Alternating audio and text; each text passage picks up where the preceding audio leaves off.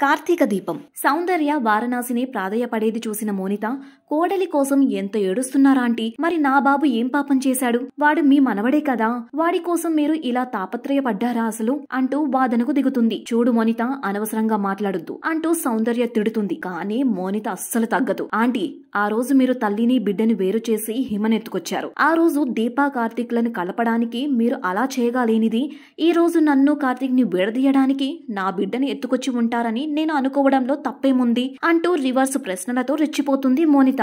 నోరు మూయ్ మోనిత, నీ బాబు కనిపించకపోతే వెళ్లి వెతుక్కో, ఇలా మమ్మల్ని వేధించకు అని సౌందర్య అంటుంది.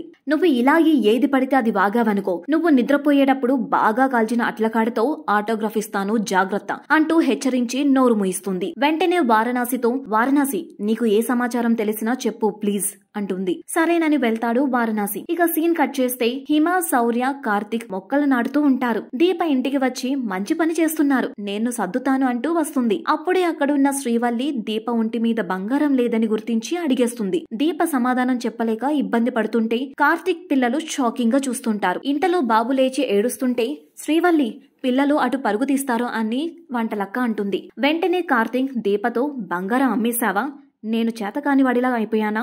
నన్ను ఏ పని చెయ్యొద్దు అంటావు, నువ్వు మాత్రం ఇలాంటి పనులు చేస్తుంటావు అని తన అసహనాన్ని వ్యక్తం చేస్తాడు డాక్టర్ బాబు. అమ్మలేదు కార్తీక్ బాబు, తాకట్టు పెట్టాను అంతే అంటూ ఎంత సర్ది చెప్పాలని ప్రయత్నించినా కార్తీక్ చాలా ఫీల్ అవుతాడు. వెంటనే దీప కార్తీక్ చేతులని తన చేతుల్లోకి తీసుకుని, ఒక్కోసారి మంచి పనులు చేసినా చేతికి మట్టి అంటిద్ది డాక్టర్ బాబు, మీ తప్పేం లేదు కదా అంటూనే దీప కార్తీక్ చేతులను కడుగుతూ ఉంటుంది. ఇక మోనిత మాత్రం మనసులో తెగ రగిలిపోతుంది. నేను తల్లిగా ఓడిపోతున్నానా? నా ప్రేమ వీళ్ళకి అర్థం కావట్లేదా? తెలిసేలా చేస్తాను అనుకుంటుంది. అది అలా ఉండగా దీప తాకట్టు పెట్టిన గాజులు, చెవి కమ్మలు, అలాగే తాళి ఈ 3 పట్టుకుని వెళ్లి రుద్రానికి ఇస్తాడు సేటు. ఆ దీప డబ్బు తెచ్చి, నా బంగారం నాకు ఇవ్వమంటే రుద్రానికి అమ్మేశానని చెప్పు అంటూ సేటుని పంపించేస్తుంది. వాటిని చూసి, దీప, భూమి గుండ్రంగా ఉంది దీప, ఎప్పటికైనా వీటి కోసం నువ్వు నా దగ్గరకు రావాల్సిందే అనుకుంటూ రగిలిపోతుంది రుద్రాని. శ్రావ్య ఏడుస్తూ, అత్తయ్య అత్తయ్య, దీపగాడు కనిపించడం లేదత్తయ్య, మంచం మీద పడుకోబెట్టాను కనిపించడం లేదు అంటూ ఏడుస్తూ చెబుతోంది సౌందర్యతో. ఇంతలో మోనిత రాగానే శ్రావ్యకు అర్థమైపోతుంది మోనిత దీపుని మాయం చేసిందని.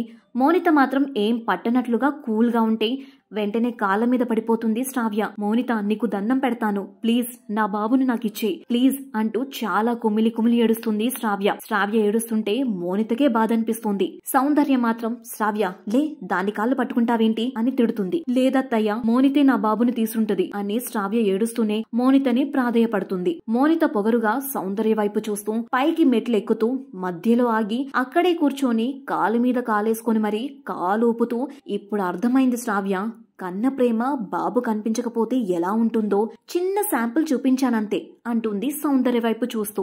వెళ్ళు, నా బెడ్ కింద పడుకోబెట్టాను తెచ్చుకో అని చెబుతుంది మోనిత. శ్రావ్య పరుగు తీస్తుంది ఏడుస్తూ.